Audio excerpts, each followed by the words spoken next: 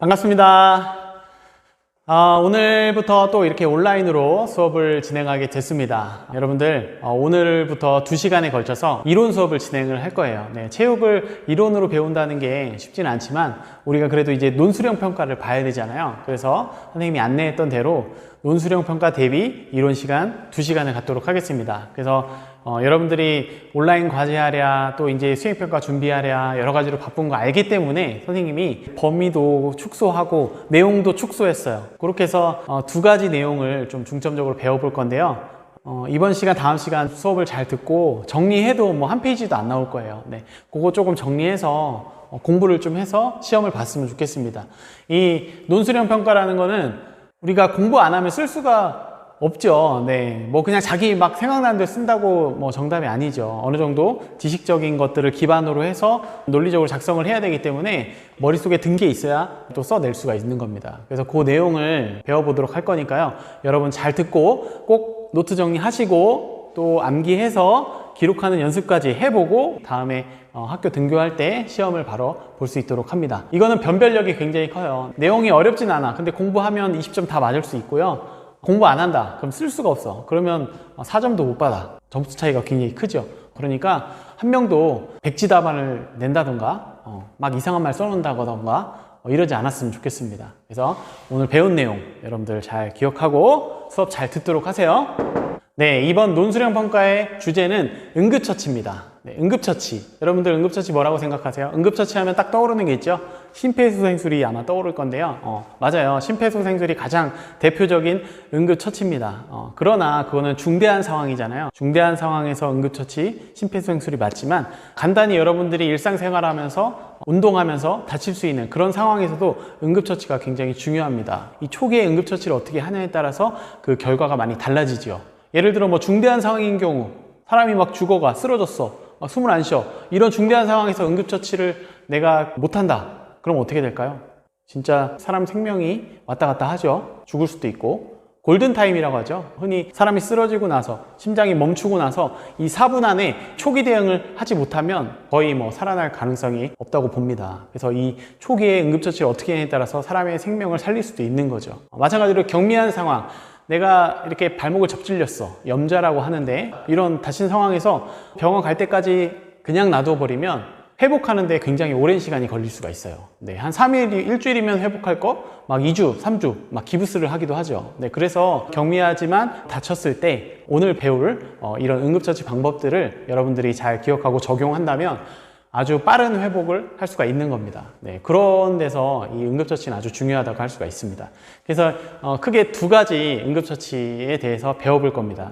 그래서 중대한 상황, 사람 목숨이 왔다 갔다 하는, 사람 심장이 멈췄을 때 그럴 때 할 수 있는 응급처치인 심폐소생술 하나고요. 그리고 또 하나는 오늘 할 좀 경미한 상황, 다리를 삐었거나 어디에 부딪혀서 붓거나 그런 상황들, 흔히 발생할 수 있는 그런 경미한 상황들에서 하는 응급처치, 라이스 요법이라고 하는 응급처치를 배워보도록 하겠습니다.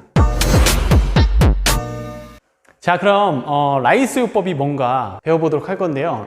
라이스 하면 떠오르는 게 쌀이죠. 쌀. R-I-C-E. 네, 맞아요. 맞는데 그냥 진짜 쌀이 아니라 약자를 모아놓은 게 라이스예요. R은 뭘까요? 안정, 레스트. 레스트의 R을 이야기합니다. 그리고 얼음찜질. 아이싱이죠. 아이싱. 아이싱의 I. 그리고 압박. 컴프레션, 컴프레션의 C, 그리고 환부 높임이라고 해서 다친 부위를 들어주는 엘리베이션 해가지고 E. 그래서 RICE를 흔히 라이스 요법이라고 하는 거예요. 이 라이스 요법은 언제 시행한다고 했죠?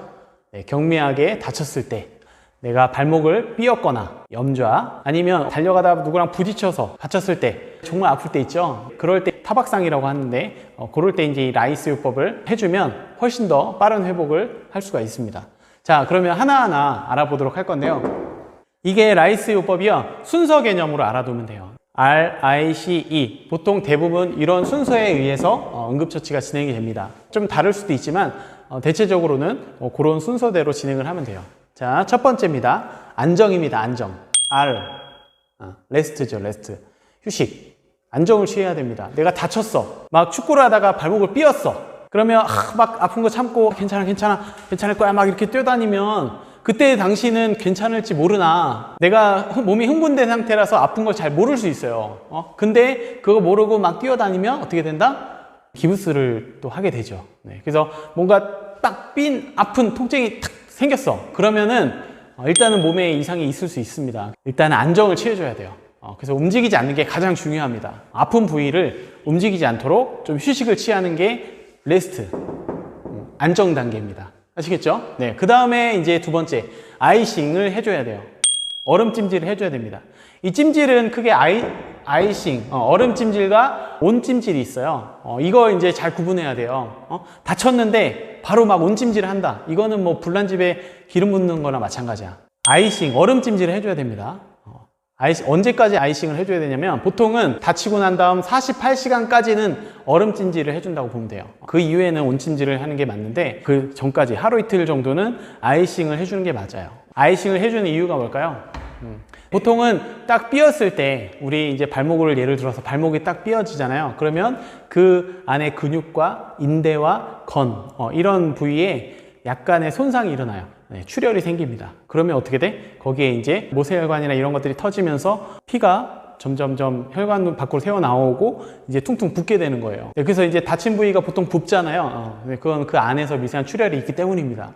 그런데 빨리 아이스를 해주면 어떻게 될까요? 그 안에 몰리든 피들이 아이싱, 차가운 게 되면서 혈관들이 축소가 되겠죠.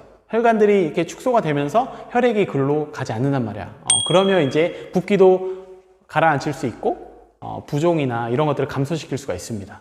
통증도 감소시킬 수가 있고요. 네, 그래서 아이싱을 해주는 게 어떻게 보면 RICE 요법 중에서 가장 중요한 처치 단계라고 할 수 있습니다. 네, 그렇게 해서 잘 기억해 두시고, 그리고 나서 이제 붓기가 좀 빠지고 괜찮아진 다음부터는 온찜질을 해주면 혈액순환이 잘 되면서 또 치료가 되기도 하니까요.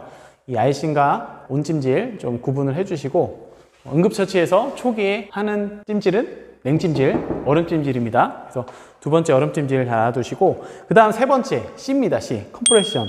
압박이죠, 압박. 뭘로 압박할까요? 압박하면 떠오르는 게 뭐야? 붕대죠, 붕대. 이 압박 붕대로 압박을 해주는데, 이 압박의 제일 중요한 목적은 고정하는 데 있어요. 아픈 부위를 움직이지 못하도록 고정을 해주는 게 목적이 있습니다. 그렇다고 해서 내가 막 진짜 아예 못 움직이도록 막 꽉꽉 해서 탁 감는다. 그럼 고정은 될 수 있겠으나 뭐가 안 돼요?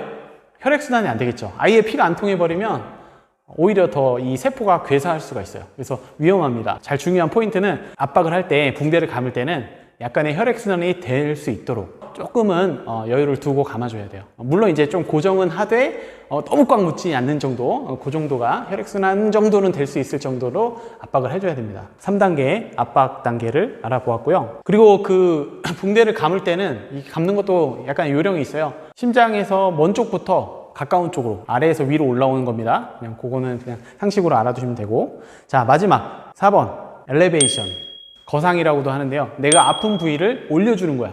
올려준다고 해서 어디 막 거꾸로 매달면 될까? 안 되죠. 어느 정도? 내 심장보다 약간 높은 정도로만 올려주면 돼요. 내 다리를 다쳤어. 그럼 살짝만 들어주면 되겠죠. 이것도 마찬가지로 혈액이 그 위로 빠르게 가지 못하도록 막아주는 효과가 있습니다. 한 부 높인 단계를 마지막까지 해주면, 그리고 나서 끝나는 게 아니라 어디까지나, 요거는 이제 응급처치예요. 이건 치료가 아니라 부상이 더 악화되는 걸 방지하기 위한 최소한의 응급처치입니다. 그리고 나서 어떻게 해야 돼요? 병원을 가야겠죠. 심하게 좀 많이 부으면 병원 가서 반드시 진료를 받아야 되고요. 진짜 뭐 좀 경미하다 그러면 얼음찜질하고, 그리고 휴식하고, 그 다음에 이제 시중에 파는 뭐 맨소레담이나 이런 약품들을 발라주면 뭐 보통 한 3, 4일이면 또 낫기도 합니다. 그래서 하루 지났는데 더 붓기가 붓고 더 아파. 그러면 어디로 가? 꼭 병원에 가야 돼요. 이렇게 해서 4가지 단계를 알아봤습니다. RIC 요법. 여러분 좀 이제 감이 오시나요? 네. 어렵지 않죠? 지금 말로만 설명을 했는데 선생님이 자막으로 좀 정리를 해서 넣어줄 테니까요. 노트에 잘 정리를 하고, 정리한 거 어떻게? 암기를 해야겠죠? 암기하고, 그리고 실제로 여러분들이 써보고. 문제는요, 간단해요. 문제는 뭐 어려운 게 아니야. 이런 거예요, 문제. 자, 그런 상황이 주어지겠죠. 예를 들어 이런 문제가 왔어. 친구랑 축구를 하다가 발목을 뼈다. 그때 응급처치를, 내가 할 수 있는 응급조치는 뭘까? 어떻게 할지 설명해 봐라. 뭐 이런 식으로 이제 얘기가 나오면 어떤 걸 떠올려야 돼요?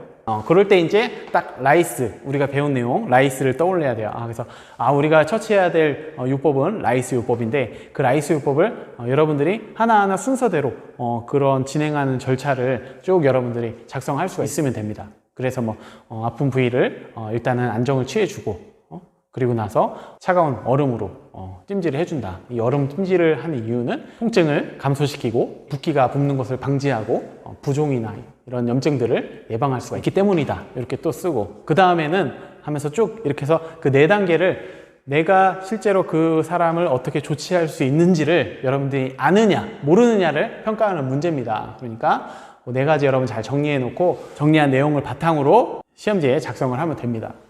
이렇게 선생님이 상세하게 구체적으로 알려주는 이유는 여러분들이 온라인으로 인한 학습 부담을 경감해 주기 위함입니다. 이렇게 다 알려줬으니까 여러분들 스스로 각자가 이제 노력해서 꼭 점수를 받도록 하세요.